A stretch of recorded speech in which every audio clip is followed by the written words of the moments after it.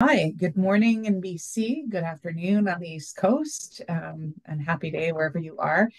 My name is Diane Weigel, and I'm actually with an organization called the National Collaborating Centre for Determinants of Health. But we've been partnering and working with United Way BC and with the Healthy Aging Core Canada platform to help develop a series of webinars. And so I'm here in partnership with United Way BC and just to help facilitate this discussion. We're really, really excited to have this really very esteemed panel to talk to us about the new guidelines on social isolation and loneliness in older adults. And we're just really pleased that everybody could be here. So we can go next slide. And before we go any further, we want to acknowledge the United Way of BC is in the homelands of the Indigenous peoples. So I'm Laura. I'm reading the territorial land acknowledgement here, but I'm wondering if there's something specific to BC you might want to share in the chat box. But just collectively, we want to acknowledge the homelands of Indigenous peoples in Turtle Island, which is a place we now call Canada. And we honor the many territorial keepers of the lands on which we work.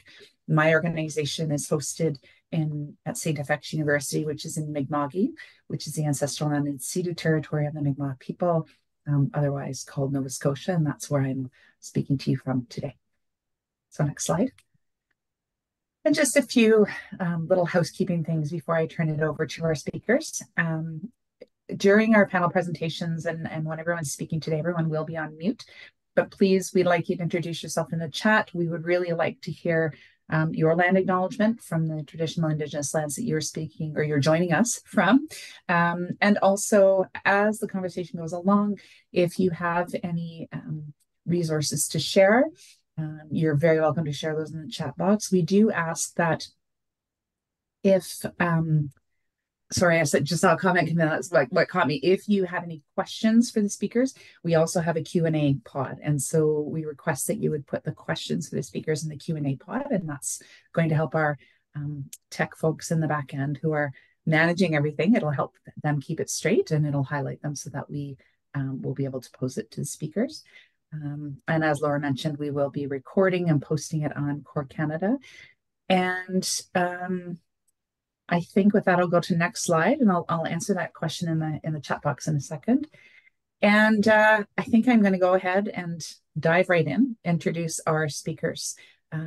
So our first panelist is Dr. David Conn, and he's their Executive Vice President, Education, Chief Academic Officer, and he's one of the main brains and main drivers and authors. He was an author in the book, of course, Promoting the Health of Older Adults, but he's also one of the main authors and contributors to the social isolation guidelines we're hearing about today. And we are also joined by Dr. Andrew Wister, and he is Director and Professor of Gerontology at Simon Fraser University, also contributing author to the book of Promoting Health for Older Adults, and a member of this guidelines working group. And Dr. Mélanie Levasseur, who's a professor of rehab in the Faculty of Medicine and Health Sciences at Université de Sherbrooke in Quebec, also a contributing author and also a contributing member for the social isolation guidelines. And it's striking me today how interconnected everyone really is, and how much we work together. And I will often say in our work that this work is done through relationships.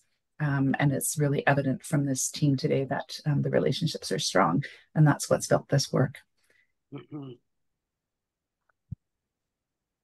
Thank you. And I think with that, I'm going to hand it to Dr. Conn. You go ahead. Hey, thank you, Laura. Thanks. Thank you. Thank you so much, everyone. It's a real pleasure. Sorry, Diane. It's a pleasure to be here. And to welcome you from across the country, and our first chance to present to Core Canada.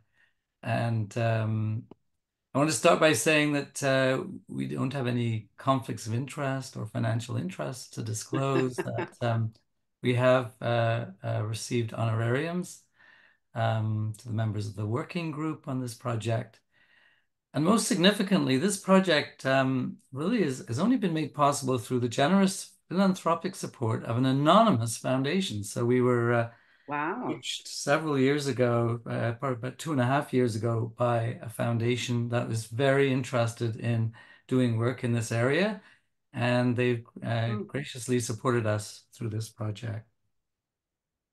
So the learning objectives for today. So we hope that by the end of this presentation, you'll be aware of the context and processes for the research and development of these guidelines, be able to list the main recommendations for healthcare and social service professionals, and to be able to consider practical ways that you, your team, organization, and/or system are already promoting and supporting social connections for older adults who might be at risk of social isolation and loneliness. So this is the sort of second part of this session today. We're really hoping to have some interaction with you and hear from you, get your ideas, and really have some dialogue. Just a few words about CCSMH, that's the English version, but the Canadian Coalition for Seniors Mental Health is just over 20 years old now. We're connected to the Canadian Academy of Geriatric Psychiatry. This is the interprofessional branch of our organization, highly interprofessional. You can join CCSMH for free. Just go onto the website that's listed there and sign up as an affiliate member. And after that, you get all of our materials, of course. One of the main claims to fame for CCSMH has been the development of national guidelines. So it was certainly in our ballpark to take this task on, clinical guidelines on social isolation and loneliness in older adults. So a few words about definitions. So these are two overlapping concepts, but they are different. So social isolation is a much more objective term, and it's a measurable deficiency in the number of social relationships that a person has. Of course, you might define that in different ways. People might have different ideas about what the right number is, but it's measurable. That's critical. Whereas loneliness is much more of a subjective experience, so you can't just easily come up with a number, but it's generally an unpleasant sensation, a painful sensation that's felt when a person's social relationships are lacking in quality or quantity compared to what they actually desire, so much more subjective. And of course, social isolation increases the risk of loneliness, but more social contact does not automatically reduce loneliness. What's important is the quality of social relations and how people feel about it. So this has become a global issue without doubt, and it's a huge and dramatic issue. There's no question that all of us experienced some degree of isolation or loneliness during the years of the pandemic. And I think that's been a really interesting component of this work, because all of a sudden everyone can relate to this topic personally, right? A number of countries have really been taking this on over the last decade. For example, in the United Kingdom, they created a minister of loneliness, a minister for loneliness, and then their campaign to end loneliness, which actually started more than 10 years ago. And then a number of other countries have declared national strategies in this area, as you can see listed there. Canada has not so far. So, interesting question to the group, should we? Recently, the World Health Organization named social isolation and loneliness as a growing public health and policy concern, and they created a new commission just in the fall on this area. So if you do surveys, you get different numbers, and it just depends how you measure, of course, but general surveys of the population tend to come up with pretty large numbers of Canadians reporting themselves as being isolated, lonely, or both. For example, this Angus Reid survey showing about half. And that's before the pandemic. Interesting. And this is Vivek Murthy, who you've probably heard of. He's the Surgeon General of the US. And he says that we live in the most technologically connected age in the history of civilization, and yet the rates of loneliness have doubled since the 1980s. And he's a real leader in this field, and has taken this on. And he even writes about his own experiences with loneliness. These are some really excellent documents. There are many documents out there that are great, but the one on the top left is from the National Institute of Aging, the Canadian version of that. And this is a very useful document.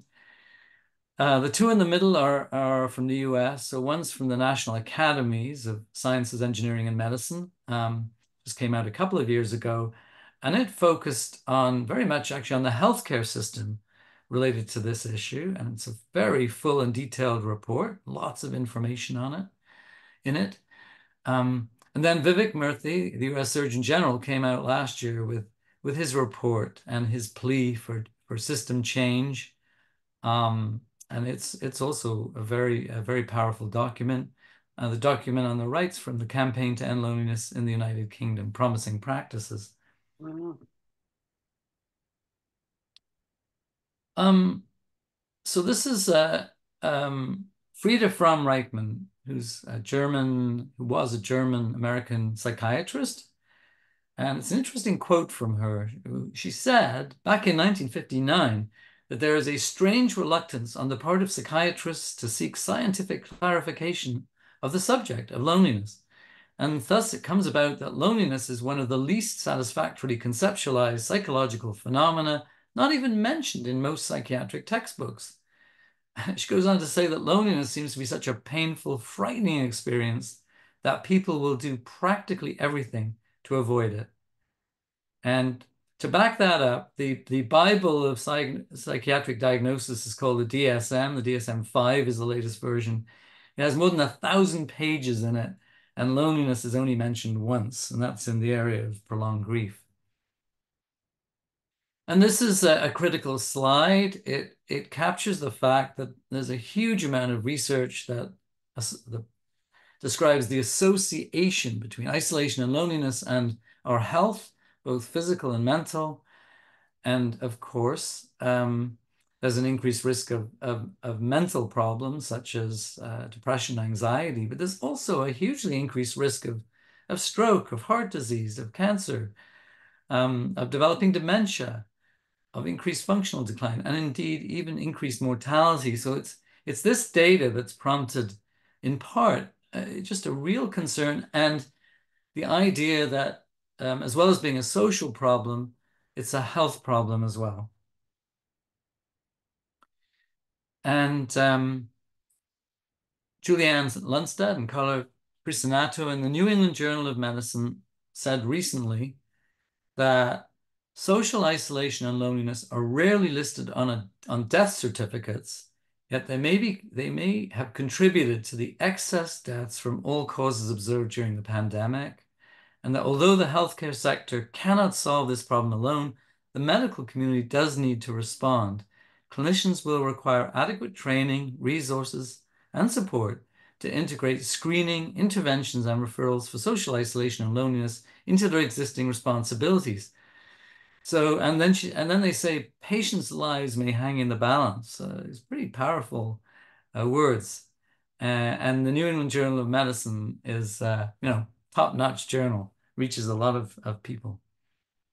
And from here in Canada, Amy Friedman and her colleague pointed out that primary care physicians and other primary care providers may be the only point of social contact for many patients, and that therefore primary care staff can do a lot in this area and need to understand this problem. So these are our guidelines. The main objective, of course, is to develop practical evidence-based guidelines in the prevention, screening, assessment, and intervention regarding this issue. Our primary target audience are healthcare and social service professionals, but we also have we also hope that this will be highly relevant to older adults, their families, care partners, policymakers, and administrators. This is the working group from across Canada, really interdisciplinary, interprofessional. Three of us are here today, and just a fantastic team. We've been working together now for, must be close to 2 years on this project. And others to thank as well, our review group, research associates, and in particular our staff. Betty Watzenborg and Lisa are with us today. And we also wanted to thank the healthcare and social service professionals and older adults who responded to 2 surveys, national surveys that we carried out during the course of creating these guidelines. Won't go into this in much detail, but there is a methodology for how you rank or rate the strength of a particular recommendation in a guideline. And it relates to both the strength of the evidence, but other factors too, like the balance between benefits and undesirable effects and risks. For quite a few of our recommendations, you'll see that instead of using a grade number or a level, we've called them consensus recommendations. And that means there isn't a lot of research in this particular area, but our working group felt strongly that these are useful and important recommendations. We started out with the usual literature review, an integrated scoping review, and then further focus lit reviews. I won't go into detail here, but we did our best to uncover all of the best evidence. And surprisingly, maybe a little bit surprisingly for us, we were unable to identify any existing clinical guidelines from anywhere in the world. So, and I think the reason for that is that social isolation and loneliness per se are not medical diagnoses. And so, guidelines, clinical guidelines usually relate to a particular clinical diagnosis.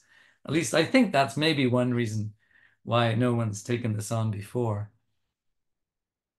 There are 17 recommendations in the areas of prevention, screening, assessment, and interventions themselves. And I'll just mention the area of assessment before handing it over to my colleagues. So this is very important, and we will also talk about screening, but assessment. Healthcare and social service professionals, when they see someone initially, do an assessment, obviously, right? And so what we say is that a thorough clinical assessment should explore the possible causes and identify any underlying health conditions that may be contributing factors, and that other causes that may be contributing should also be identified, adopting a biopsychosocial approach, a holistic approach, and that a comprehensive assessment can guide the development of an appropriate management plan. We also note, of course, that the assessment may vary according to the scope of practice of the person doing the assessment. And then we go on to list key components in this assessment. Of course, it depends how much time you have, but we think these are important. So medical history, social history, mental health, cognition, screening for substance use, understanding a person's environment and finances and culture, recent life events, losses, for example, lifestyle factors, and insight and motivation for change, which, although that's last, it's certainly not least. This sounds like we're looking for problems, but we do want to also say that a strength-based approach can help identify an individual's positive attributes and protective factors, avoiding stigmatization that can result from deficit language, ages, and images of dependency, etc. And I think this is where I hand over to my colleague, Dr. Andrew Wister. Good morning or good afternoon, everyone. My name is Andrew Wister, as just mentioned, gerontology, Simon Fraser University. I want to note that I'm talking to you today from Vancouver on the unceded territories of the Musqueam, Squamish, and Tsleil-Waututh nations. And I'd also like to emphasize that this wonderful group of experts who I've been working with for 2 years has been extraordinarily remarkable. And I want to express my appreciation to all of you because it's been a very positive experience, as well as all of the people from CCSMH. Knowledge is power. And our first recommendation, prevention of and knowing risk factors, alludes to this particular point. Healthcare and social service professionals, HCSSPs, should have knowledge of major risk factors of social isolation and loneliness to identify older adults who are experiencing these conditions and to anticipate possible changes to their lives. Next slide, please. The complex web of risk factors is quite extensive. We've attempted to identify those that seem to be for which there's at least good literature and research support. The low-hanging fruit, age, being older, female, higher risk among certain race, ethnic, and indigenous groups. So culture, LGBTQIA+, those who live alone, those who are widowed, divorced, caregivers, especially those who are in intensive caregiving situations, persons of low income, poverty, lower education, lack of affordable housing and shelter, physical health issues, mental health issues, poor health behaviors relating to various lifestyles, smaller shrinking social networks, obviously, challenges in technology use because technology is a way to connect to other individuals and major life traditions. Of course, there's others. There's other risk factors as well, transportation, geography, and so forth. But we found that those that were listed are the largest ones for which we have fairly good evidence. The evidence for the recommendation was that I first mentioned is moderate evidence, but we feel that this is a very strong recommendation. So those risk factors are both modifiable and non-modifiable, as you can see. So for example, modifiable would be technology or health behaviors, and non-modifiable age, race, ethnicity. And I think that both are important.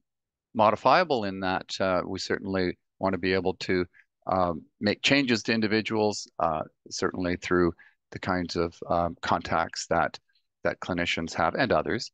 And then the non-modifiable ones are important as well, aren't they? Because they help us identify those most at risk.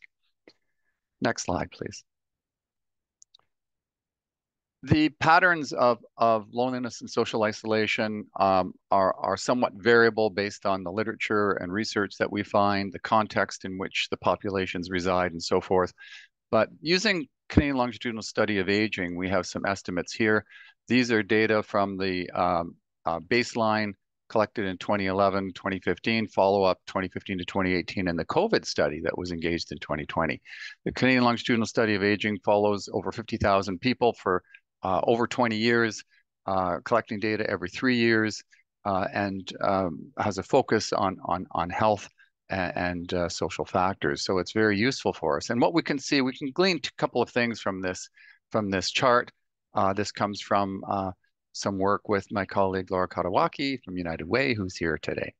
And we find that two main things here. One, as you can see, the tall blue, dark blue column is the COVID period, and we see there was a spike in isolation, in loneliness here in that period. Loneliness defined as people reporting somewhat or all the time feelings of loneliness. We also note that the rates are higher for women, especially this older group, especially the young old, 65 to 74. Compared to men and even women who, and of course, and also among women 75 to 84. So those are much higher than for men. Now there are nuances in the literature around men who are widowed have high rates as well. So there's lots of these kinds of specifications in those patterns. But this gives us an idea that listen, this is a very important issue. Of course, somewhat lonely may not result in some of the negative consequences we referred to earlier. However, chronic or even continuous, serious, intense levels of loneliness and social isolation may affect still a significant a number of people, anywhere between 10 and 20%. Next slide, please. So there are many special populations that we want to pay attention to, given the diversity of older people. Certainly Indigenous older adults have been left out of much of research. Residents in long-term care homes, we haven't really only scratched the surface, and we know that this particular population was at very high risk of these problems, especially during COVID, people living with dementia. There's a lot of research that's going on now. I'll allude to one in which I'm working on with my colleague Mélanie Levasseur from Quebec. So it's a BC-Quebec collaboration. Laura Katawaki's on it, others here today.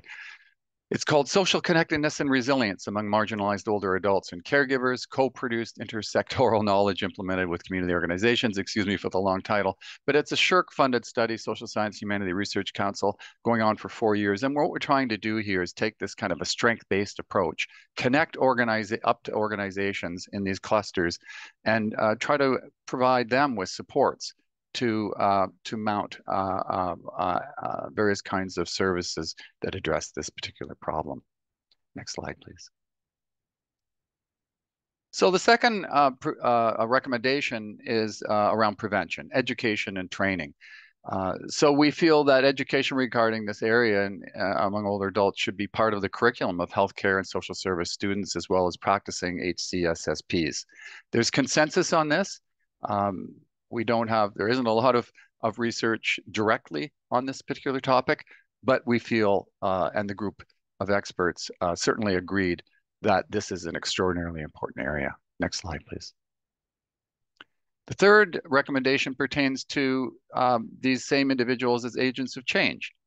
We know that literature suggests that people can be in key positions as clinicians and people providing social services, can be opinion leaders. They can affect other individuals around them, in particular older adults experiencing these situations. And we found consensus for this recommendation. Next slide, please. We also recommend targeted screening. This should be done in a way that we can identify these risk factors that I've alluded to earlier. Again, consensus on this, but one key issue is around stigma. So the screening has to be balanced against the fact that there may be a resistance for individuals to reveal these feelings of loneliness and isolation, much the same way we see in the general mental health literature. Next slide, please. So screening tools are often problematic because of course, in primary care, there's not a lot of time to add on additional screening tools, and so we're thinking about things that are going to be fairly straightforward, that are easy to use, but are validated, have support in the literature, and so forth. So we do recommend the use of these. The evidence is moderate, and the strength of this is very strong. Again, we want to recognize the highly variable need for social connection and the value, to some degree, of solitude. So there are individuals who prefer to be on their own, and we have to recognize that. Next slide, please. Screening tools are tough to identify because there's so many in the literature. Some are mainly generated through academic research for certain types of purposes. Others are maybe a little better for the kind of situation in which we're describing here today. That is within the clinician's clinical context, rather. So there's the single item simple loneliness item. There's 3-item scales. There's others that are longer and more detailed. They're listed here. I won't go through them all, but I think this can provide a great resource for individuals. Next slide, please. 2 of the loneliness tools, and I think loneliness probably has received greater attention in the literature because it's the feelings and the effects of social isolation, not in all cases, but in many. And we have the Radloff single item, which simply asks, during the past week, how often have you felt lonely? Nice, simple, it's been used quite a bit. It would be easy to incorporate into the clinical context. A second is the Hughes et al. UCLA short loneliness scale, 3 items. How often do you feel that you lack companionship? How often do you feel left out? How often do you feel isolated from others? So it touches on the isolation piece as well. This has been used extensively. Both of these are in the CLSA and many other data sets. I think one could access these kinds of patterns, and certainly here it's a resource for individuals working with older adults. Next slide, please. We also recommend the use of health records like other medical conditions and risk factors. These data need to be collected. It's important to identify in individuals various social determinants of health. Loneliness and social isolation certainly are psychosocial vital signs. And I think we've made the case, and certainly Dr. Conn has underscored this, that this is an important area that's often left out, and we need to consider these factors. So there's consensus on this particular recommendation. Next slide, please. So our next recommendation relates to interventions, and I think at this point, I'm turning this over to Melanie. Thank you, everyone. Thank you, David. So right on time, so it's going well. And thank you for introducing how the guidelines were made and what we are doing in terms of evaluation and assessment, and leaving me the big part of intervention. So I'm thrilled to introduce our overall approach to intervention. So there is several principles to how approach clients who are socially isolated or lonely. First of all, we want to make sure that the initial contact is that the initial contact or treatment for underlying medical condition is provided to those people. So if there is a medical cause to social isolation and loneliness, we should treat them first, and we should evaluate these causes well. Also, we want to emphasize that treating loneliness and social isolation really takes an individualized approach with shared decision-making with the person who is lonely and socially isolated, but also sometimes with the family and the surrounding of this person. Of course, there is no one best way of participate socially, so identifying the individual interests is really important to have a best fit in terms of the intervention. So also, what are the individual resources and her environmental resources that are available in this environment. And this is important because some rural or urban environment might not have the same resources.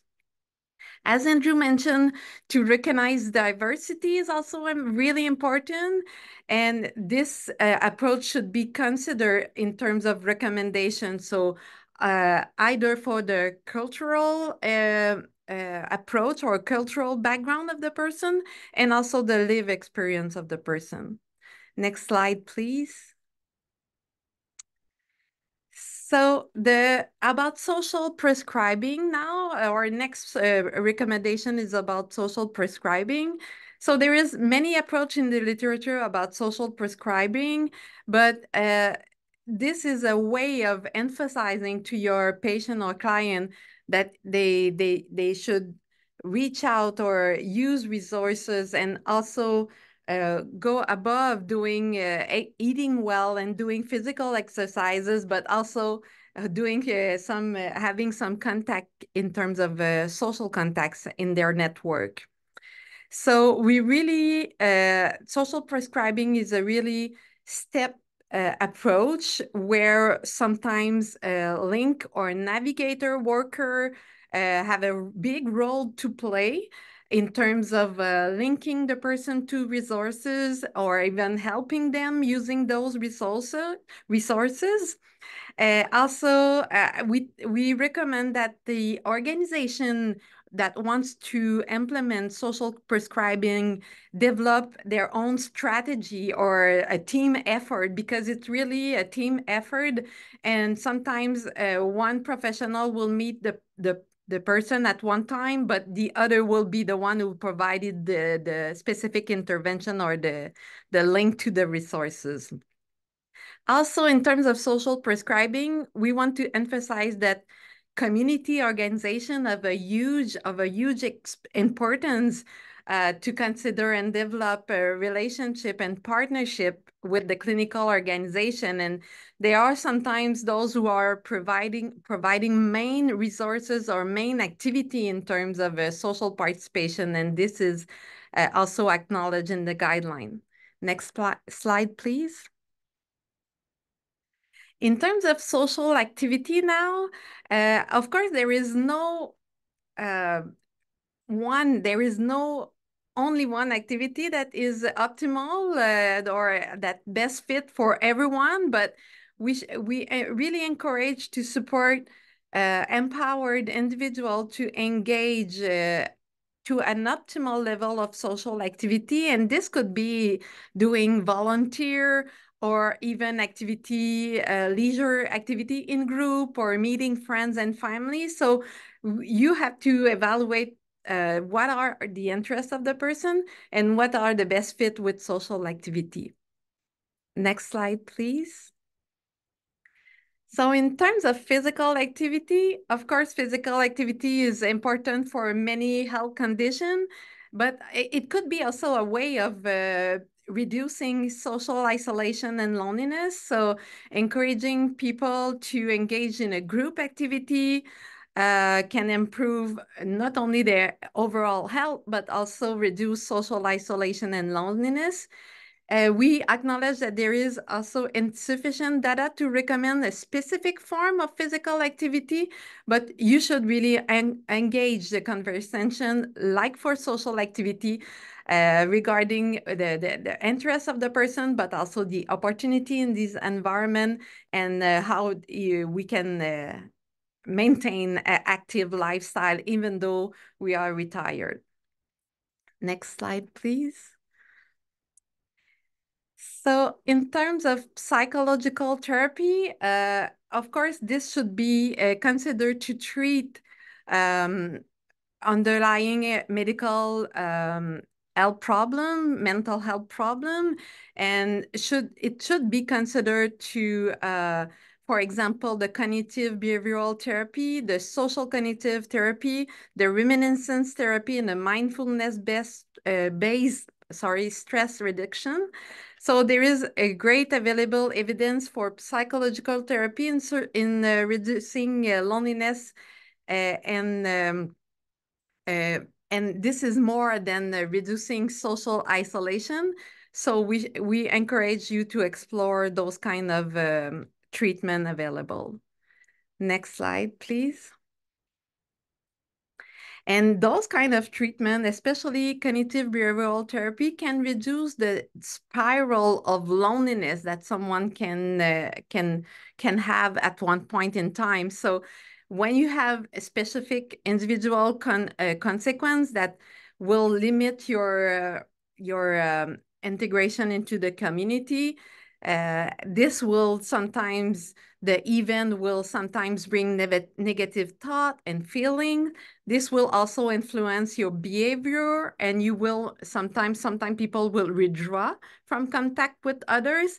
And as you withdraw with contacts with others, maybe sometimes it's more difficult to regain those activities. So less activity will bring sometimes more negative thought and despair, further withdrawal, and increased feeling of loneliness. So this spiral should be addressed by the intervention, and cognitive behavioral therapy is one of the way to address this.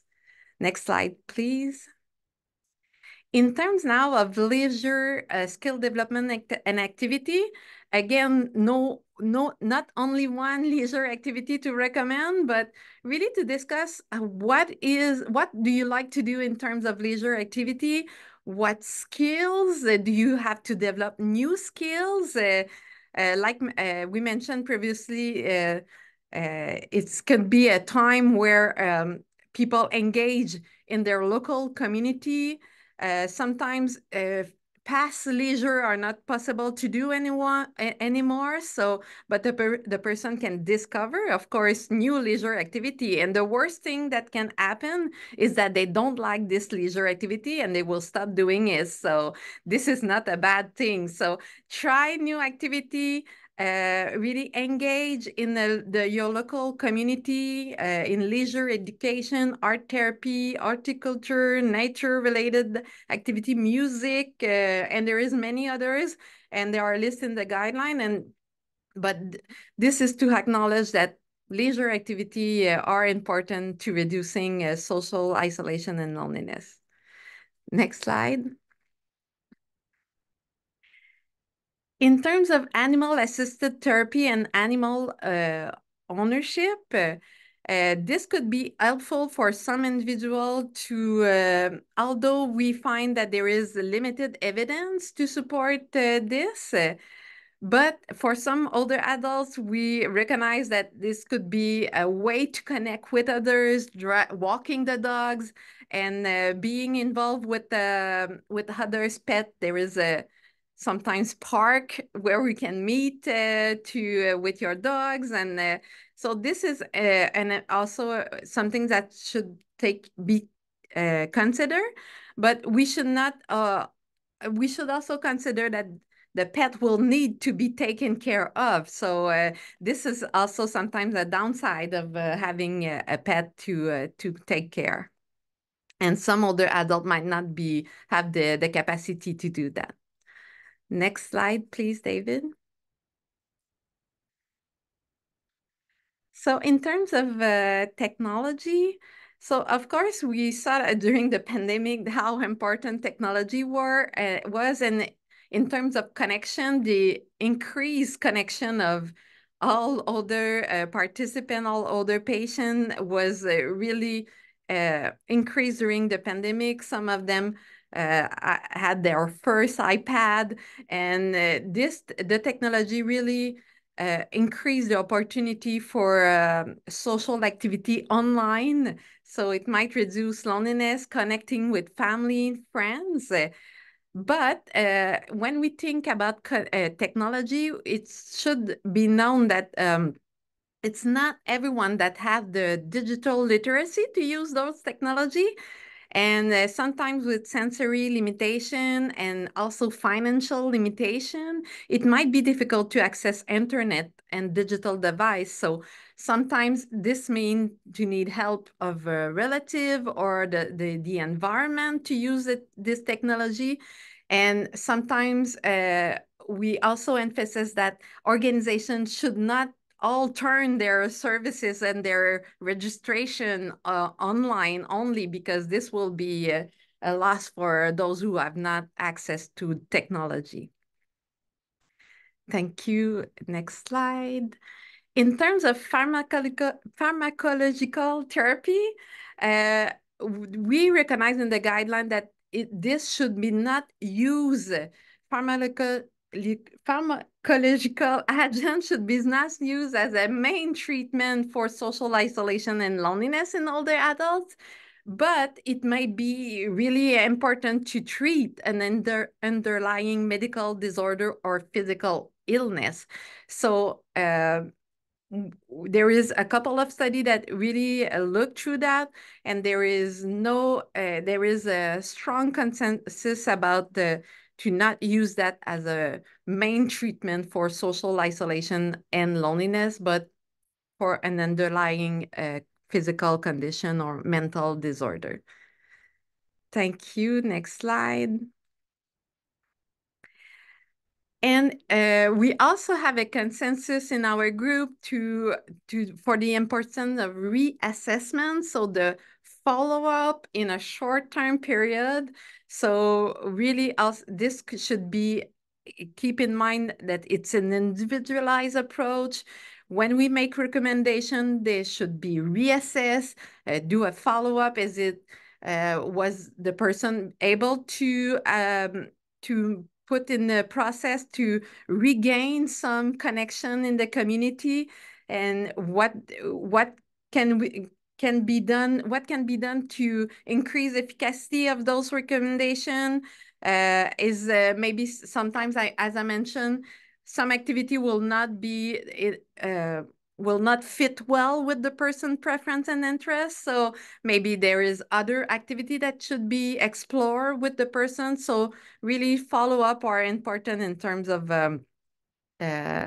reducing social isolation and loneliness.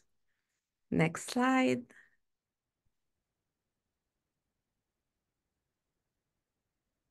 So this figure is to highlight the multi-level or multifactorial approach that should be carried out to prevent and address social isolation and loneliness. So there is an individual action or individual part of it, but also a societal part of the intervention. So healthcare professional and social services professionals should work or maybe in between. So in the local community, work in partnership with community organization, as I mentioned at the beginning. So really reach out to individuals that are isolated, that are lonely, and link them to community resources and services. And I leave you, David, to the concluding remark. Thanks so much, Melanie and Andrew. So yes, our concluding remarks then really that we believe that healthcare and social service professionals are uniquely positioned to be an important part of the support system for older adults at risk or experiencing the health impacts of social isolation and loneliness. That it's important to recognize the diversity within older adult populations and incorporating culture and lived experience and taking an individualized approach with shared decision-making. This is critical. We strongly recommend targeted screening for those at risk and comprehensive assessment. And, you know, as Melanie has outlined, there are many different interventions that can help. And they overlap. The categories that we described actually sometimes overlap with each other. So we recognize that, but we wanted to list all of the interventions that we think can be encouraged and supported. So isolation and loneliness are indeed two unique experiences, often connected, but more research and understanding is needed for both. And CCSMH and our group will continue to work with organizations, groups, and individuals across Canada to significantly reduce social isolation and loneliness for older people. And I can mention here that a little bit of good news, and that is that the foundation that supported this work has actually agreed to continue supporting us as we implement these guidelines and trying to move them into clinical practice. So we just heard about that within the last few days. So we're pretty excited about it. And these are a few of the resources you can get on our website, ccsmh.ca, including the actual document. And I think we'll be putting in a link to the detailed document itself, which has a lot of information and references, etc., and some narrative behind all of these recommendations, and also some tools that we've created. And this indeed is our website. And we want to thank you all for coming today and thank CORE Canada. And we're really happy to be here. And now we'll move into the next part of this session. So I will stop sharing these slides. There is an email if you need to connect with us that's listed there. Okay.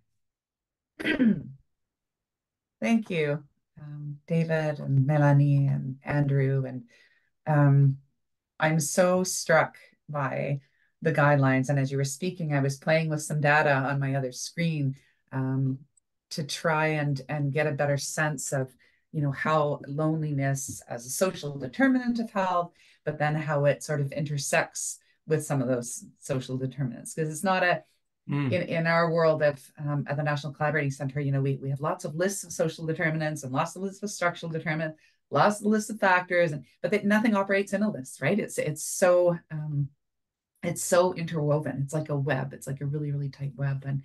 And I was particularly, I know we're going to go to a little chat box activity, but I was particularly struck because I have the microphone. I'm going to take this opportunity to ask a question, because I was particularly struck by the slide where you were describing the risk factors and groups associated with loneliness. And you know, it lists age, being female, racialized, being to SLGBTQI plus, and all those factors. And I was thinking about how all of those are also what we consider to be social determinants. And when I read the guidelines, I was also really struck by the focus on that. And so I think I just wanted to open that piece. And you know, as I was thinking about, I was even writing notes. I was thinking about that, you know, sometimes with loneliness among seniors, but among all groups, we tend to think of it as an individual characteristic. So Diane is home and Diane is lonely, for example, or, you know, Dr. Conn or Melanie or Andrew, we're individually, we're lonely, but loneliness comes from system level forces, right? There's systemic loneliness. And so when I think about these social determinants that all have systemic roots in inequity, you know, loneliness also has systemic roots of inequity. And it's not an individual's fault that they're lonely all the time. You know, it's not because of individual refusal to participate in a program. So I think I'm just more reflecting on just the similar loneliness is a social determinant, but the similarities in the way we talk about other social determinants that are rooted in system factors, not an individual fault. Loneliness is not a lifestyle behavior. Loneliness is not a lifestyle choice. And so I think I'm just wanted to sort of put that out there, and I know you all appreciate that, and I think I just wanted to see if you had any other comments that would sort of enrich our audience's appreciation of that. I'm happy to jump in first since I did cover that slide. And thank you, Diane, for those wonderful comments. And I just wanted to underscore the point you raised, that there's this intersectionality. In other words, these interactions and cumulative effects of multiple risk factors that often come into play. And we can't treat them as individual factors. And we want to see how they're clustering and how they can actually magnify their effects when there's several of them simultaneously. That's not to say there isn't one important one, but we should look at them in this more of a complex web of factors that connect to one another. And there's further to that, there's also bidirectionality, and the whole experience is quite multifaceted. So, for example, you can have an individual who perhaps is feeling down a lot, whether they're clinically depressed. They maybe feel clinical symptoms, and this may lead them to disengage and become more isolated and feeling lonely. And then those feelings in turn can then exacerbate that condition. So this is what we're looking at, and that's why we need the kind of work that's being done in the area in terms of research and practice. And then the final point, and then I'll shut up, is you know, professors have to talk for these long periods of time, but I'll keep it really short. Is just around the system level point, and I think that's just wonderful. And I think we do adopt kind of more of a socio-ecological approach with these different domains of influence, right? Stemming from certainly the individual, but works its way out all the way to the policy and even global arena, if you will. I mean, globally, we've seen during COVID, all the countries, you know, all closing their borders. We see increased alienation. We've seen, you know, how the COVID experience caused huge system level changes that affected people. But this is there it was there pre-COVID and post-COVID. And we're looking at situations in which we have ageism, we have people feeling stigmas because of often many just normal, if you will, aging processes. And in a time when, you know, at least in social media, you know, there's a lot of construction of beauty. And often age is seen as a clinical problem that needs some kind of a treatment. So there's many system and community and even the smaller family unit factors that are coming into play. So excellent points, and I'm sure others have things to add as well. Thank you. Yeah, that was amazing. David or Mélanie, did you want to add? I'll just add that it is so complex, looking at external sociological factors and systems issues, but also looking at the individual person and how complex a person is, right? And so as a psychiatrist, I wonder, why is it that a certain person tells you, I've always felt lonely. My whole life I felt lonely. There are people like that. And why is that? And there are all sorts of theories about attachment in early life. How does the infant attach to its parents? Is it a secure, solid, trusting attachment or not? Or is it an insecure attachment for various reasons, which could be the temperament of the child or the infant, or may not be perfect parenting? We never want to blame parents anymore. That is, we had a long history of that. Not a good history, but people are complex, and their way of relating to other people varies dramatically. So that's something we have to take into account as well when we see an older person who's lived a long life already. But that past history is relevant still, I think. Yeah, absolutely. And what a beautiful conversation. And I'm reminded of a lesson I've learned over the past years of around Indigenous folks and Indigenous communities. And a Cree woman said to me about a year and a half ago, she said, don't pan-indigenize Indigenous people. And then as and I'm getting to the relevance here to older adults, but as I was speaking then to a group of folks who work in the queer health equity space recently, the same discussion around, there's no pan-queerness.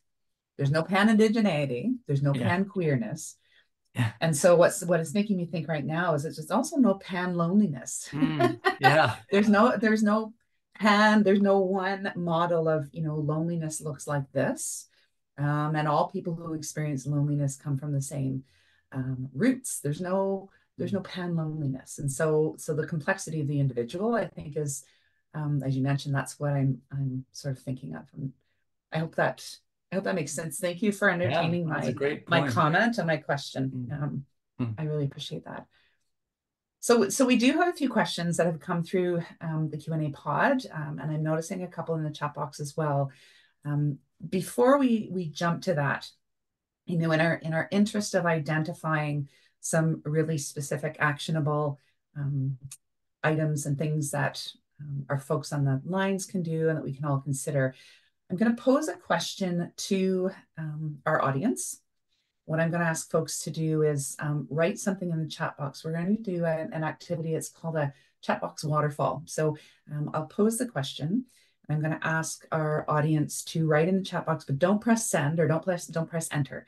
Write your answer, and then I'll do a countdown, and we'll all press enter at the same time. You'll see a rapid flood of information and words.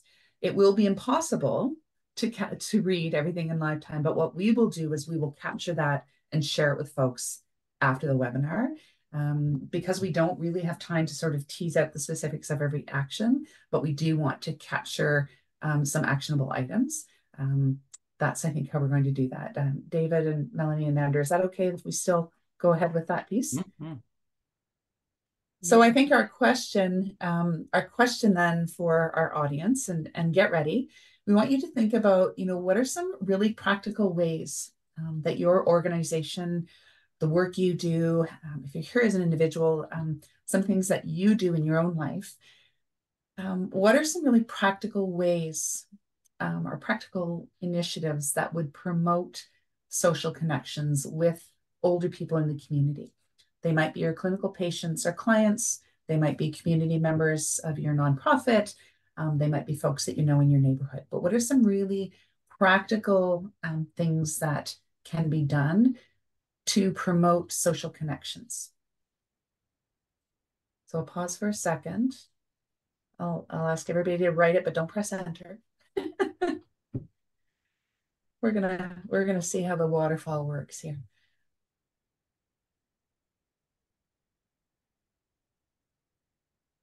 Okay, so I'm gonna do a countdown. And even after we do the waterfall, after we do the enter, you can still continue to populate. But I'll get you to press enter and we'll see what sort of appears. So when I count down 5, 4, 3, 2, 1, press enter. Oh, see how fast? But I'm seeing lots of, lots of community related programs. I know we're going to see pieces in there around connecting services in the community, which is amazing. So keep typing them in, keep offering, and like I said, we'll capture the results and share. So thanks, everybody. If it's okay with you, let's go to some questions. So we do have a few in the Q&A pod. The first one is, what are some areas that we need to do more research on in order to get a better understanding around older adult health and social prescribing? There was another question in the box about in the chat box, social prescribing and new government initiatives. So I think it's relatively new, and maybe I know Sonia Sung is online. Maybe she can share a link to the Canadian Institute for Social Prescribing to give people more information. But any comments from our speakers around what we need to do? We need to do more research in that area. I'll make a few comments. So social prescribing is really taking off in many countries around the world. It's an attractive approach because it creates not just a framework or an approach that can be used, but it generally is associated with some increased resources. So, and we talked about earlier about, link workers or system navigators. So at its highest optimal level, social prescribing is carried out by experts in the field, resource experts, people who can make real connections between a person who needs more resources and connection in the community and can assist them, not just say, here's a phone number, call this agency, but can actually encourage, motivate, even the warm hand approach where they actually create the link. So I think, it's a wonderful approach. There's been some criticism that there isn't enough research yet to show that it's cost effective. That's always the way, I think, with new models, new approaches. So by all means, we need more research to evaluate. But in the meantime, let's do it because it's an excellent approach. I've seen a few publications, including from Britain, where they've said, there just isn't enough evidence for us to put resources into this. And it started out in Britain. So it's a bit controversial, but I'm gung-ho. I want to see more and more resources and at the same time, good evaluation of these programs to show what are the aspects that really work, what's the optimal approach. And I don't think there's a single model. I'd be interested in hearing from the experts in the group about, from the Canadian Institute, for example, just about how varied are the approaches across the country. That would be great to hear. Yeah, nice. Yeah, and like you said, and in the meantime, do it, right? In the meantime, try it. We can't just wait for the research. We also have to keep trying it. But Melanie or Andrew, did you want to comment? I can add maybe that I do think that as we have a new cohort of older adults, the baby boomers one, and those older adults are different. So in terms of what have been done in evaluation, their preference, since it is so linked to the person preference, I think this, just for that, need to be acknowledged and continue to be researched. And also, I want to highlight that social isolation and loneliness are something that varies in time. So as David mentioned, some people feel lonely and isolated throughout their life, but others at certain period of time, and it really take a confidence relationship. It's an intimate statement to say to someone, I'm lonely, I feel isolated. And sometimes we have to ask ourselves, is it really the preference of the person to be lonely, or is it because they don't want to be in situation of challenges or ask for help? So, and because in our research, sometimes we really find out that people did stop doing some activity, social activity, and regain confidence and empowerment to do those activity. And then when they start to do those activity again, they were like, oh my gosh, why did I stop doing that? I enjoy that so much.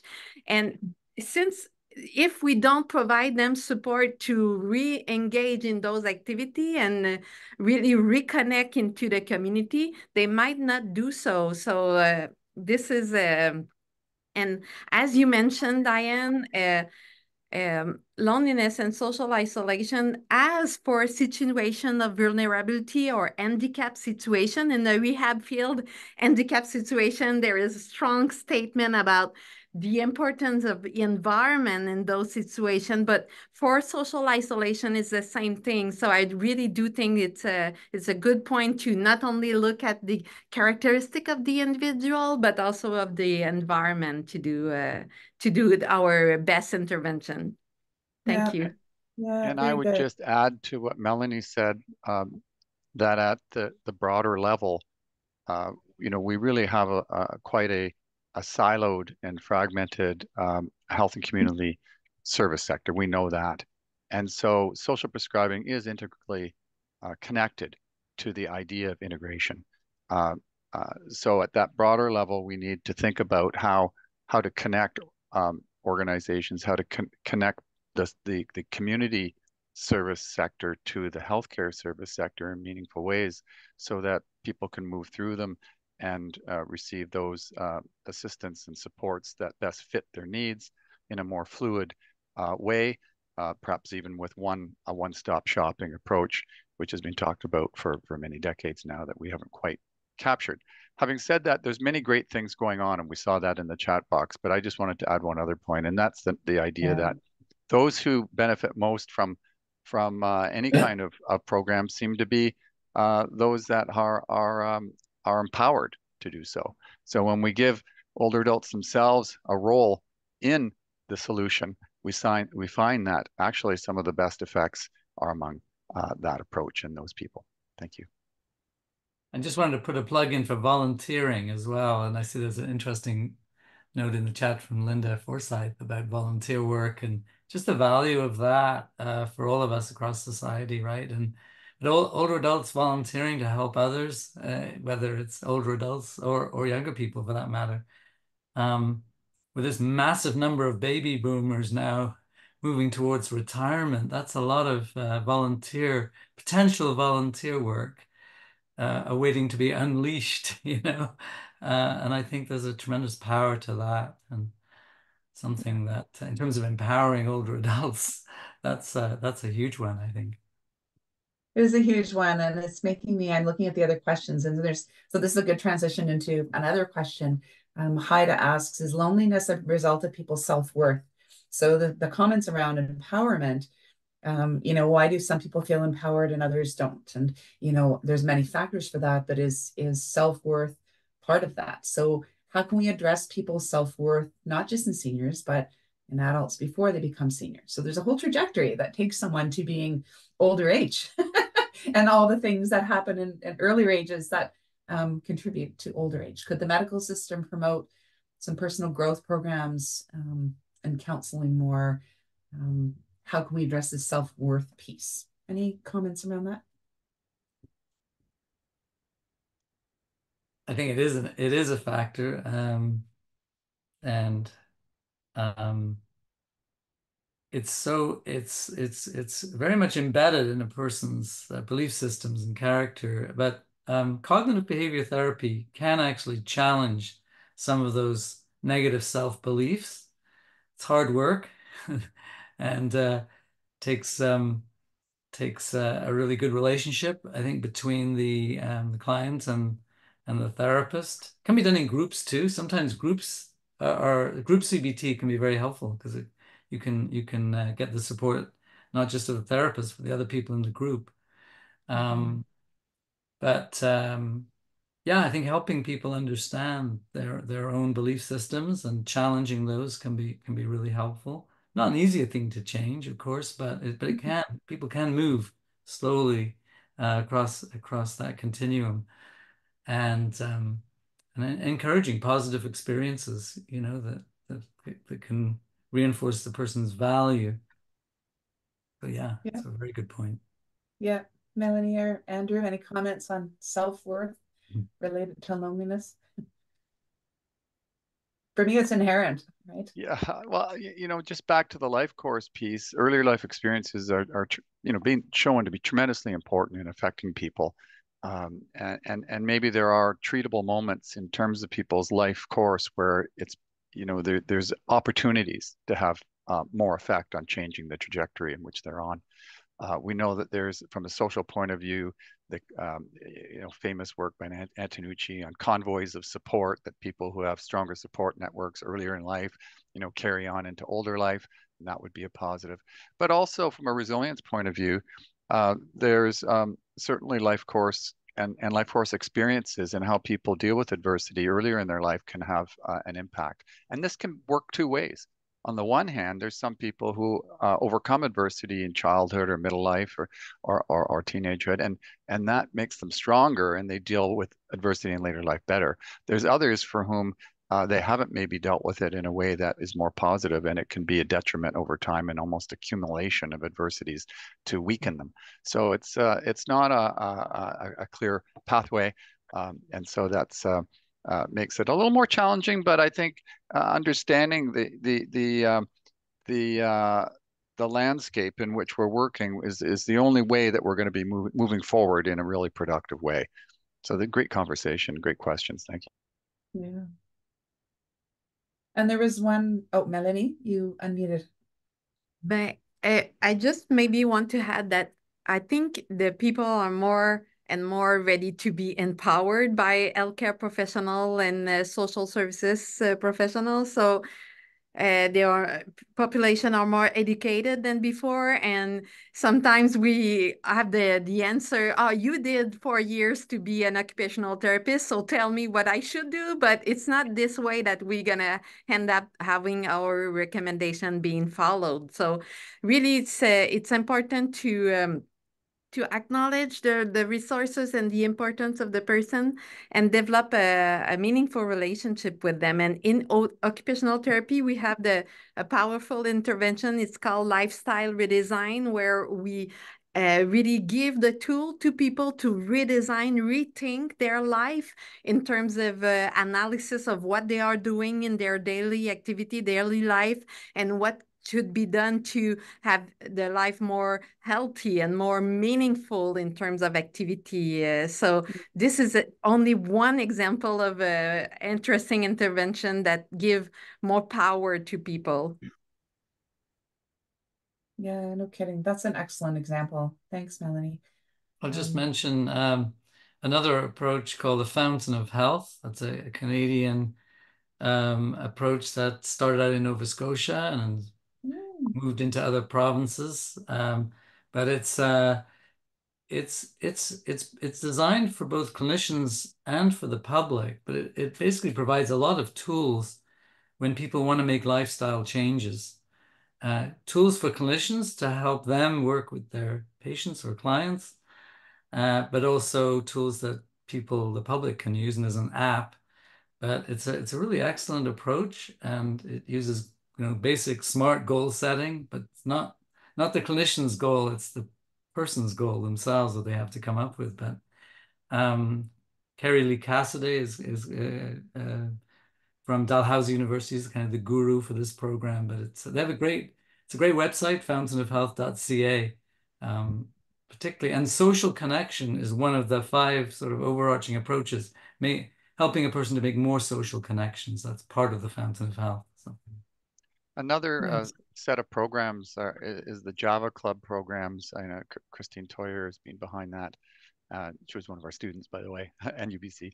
But she's developed a program. It's a structured peer support program. So there's many types of peer supports, but they find that the evidence is that the more structured ones have a better impact, a stronger impact. And she's developed some programs for long-term care, the Java Club for mental health capacity, and now a new one, Social Club, that's being rolled out for community level peer support, where you have mentors and you have and mentees, and group structured programs so people can get together and talk and become empowered and express themselves in meaningful ways and find meaning. And I think, if I were to have sort of one message, is that there's all these great programs and there's lots of great things going on, but we need to know more about these things and learn from them and evaluate them. And then I think just one other point I would leave you with. I know we're probably we have a bit of time, but not a lot today, and we'll have to carry on with the whole thing and further as things develop. But I think we really need to change the way society thinks about people, about aging, about older people, about social isolation, at a really fundamental level, and to see the value of people. And I think we've lost some of that, and I think COVID had something to do with it, and we all kind of pulled back, and societies pulled back, and many countries are pulling back and closing borders, and we're losing. I don't know, altruism, if that's the term. I know David talked about volunteerism and the aspects of that, but we're losing something that over time that's eroding, that needs to be reinstated, and it's connections to other people and respect of other people and seeing the value of people, and I know we're probably talking. I'm talking to the choir here, preaching to the choir, if I may use that outdated metaphor. Nevertheless, I think we really need to address this issue at a very, very high level, and the politicians have to get on board, and organization, everybody. It has to be a shift in our thinking and mentality and how we look at things. Yeah, and you make a good point that probably a lot of folks on the line are the converted. We're preaching to the converted. But sometimes I think our benefit in doing these kinds of discussions are that we're giving others online the tools and some language to use, because they may deal with people that are not here, right? And so some of it is giving folks online some tools. There was a really interesting question that builds a little bit on this. There was a slide about with a chart that showed women are much more socially isolated and lonely than men. And so we've had a question about why this is. There's a comment that, it's often thought that older men, might be more vulnerable to loneliness because they may not be comfortable living without a partner. They may not have great coping or self-care skills at later stages in life without a wife, for example, which is still a pretty if we're thinking of the binary sort of tradition of it, but yes.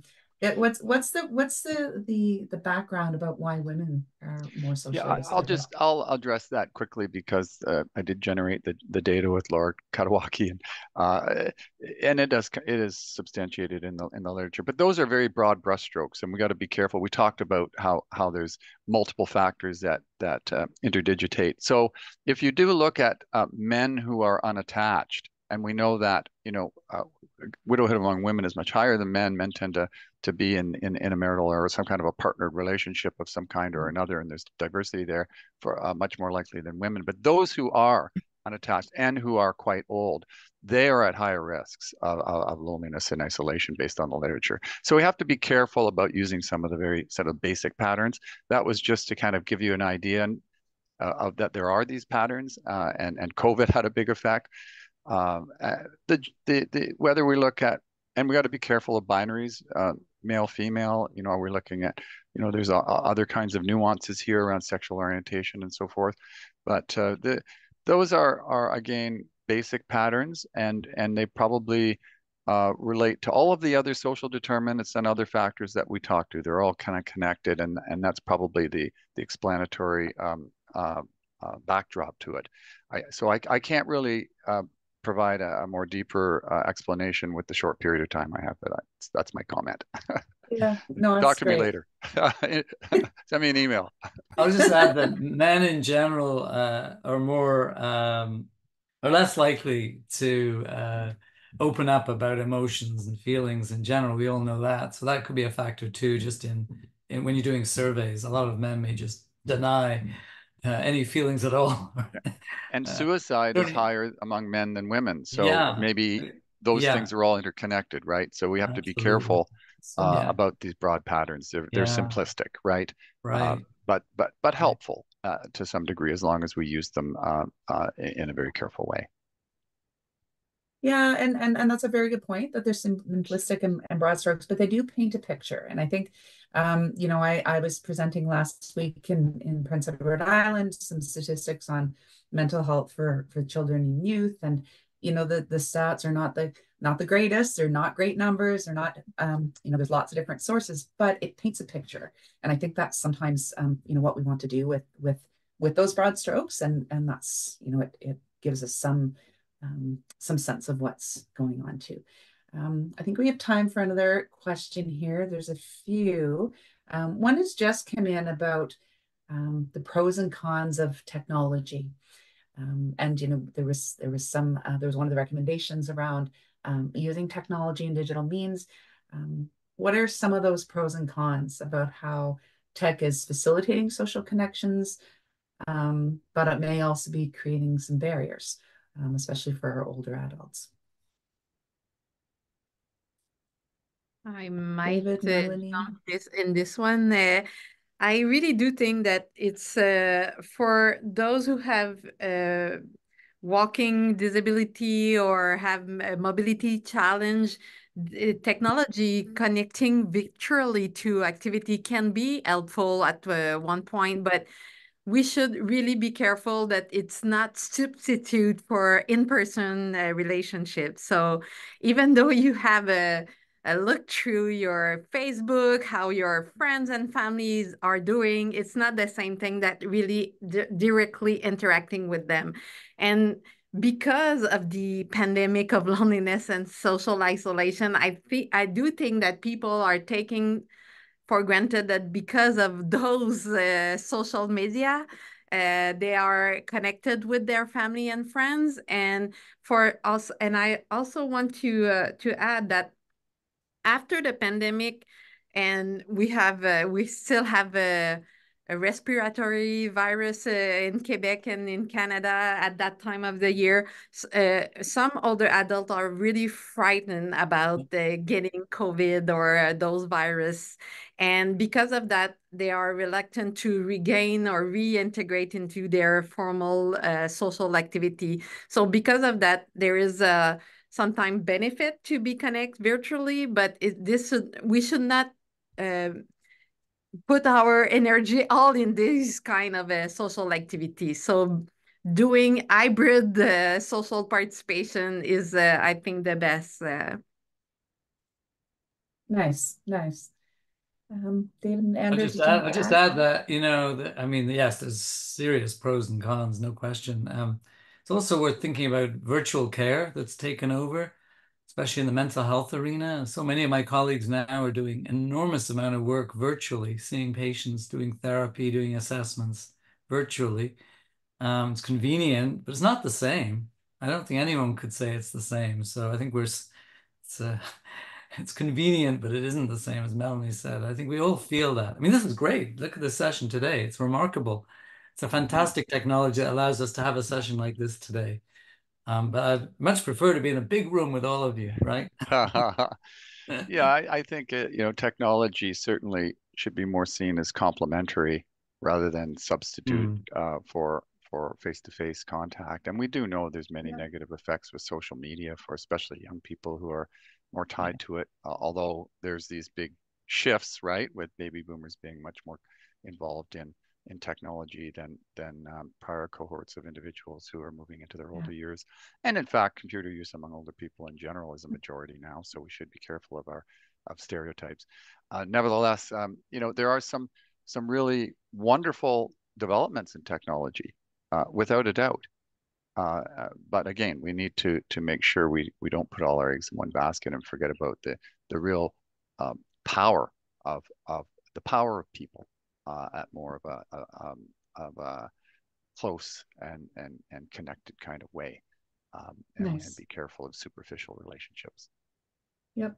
Yeah. No, that's excellent, and what a beautiful way to end the discussion. So, I just really want to thank everyone. I just noticed that our closing poll is being launched. And so what we're trying to do here is get a sense from folks that are still online, who is here, you know, so where do you work and live?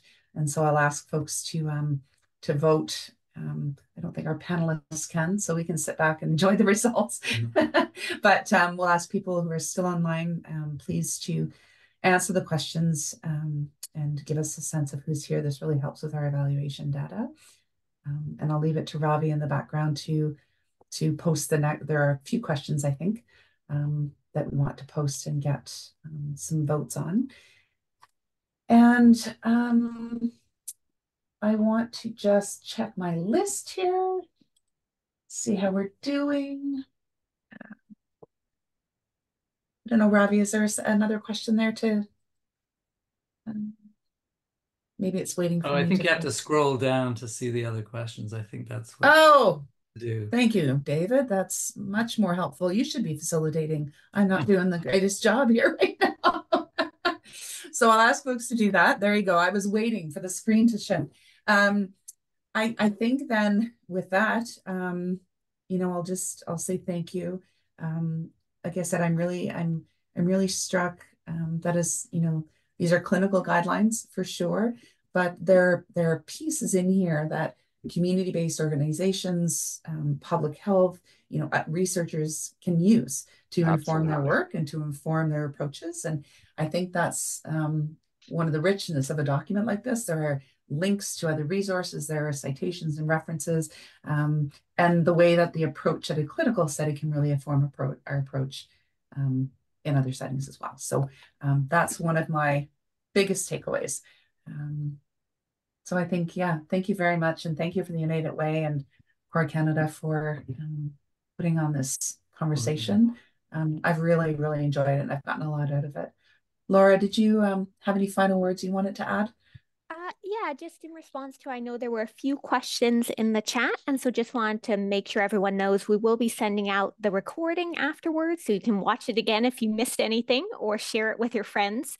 We'll also send out the PowerPoint slides, the link to the clinical guidelines, and we'll see if we can get the chat downloaded so that we can share the different ideas that were shared there about how people are addressing social isolation and loneliness. And finally, I just, of course, like to thank our amazing presenters for the wonderful job that they did today.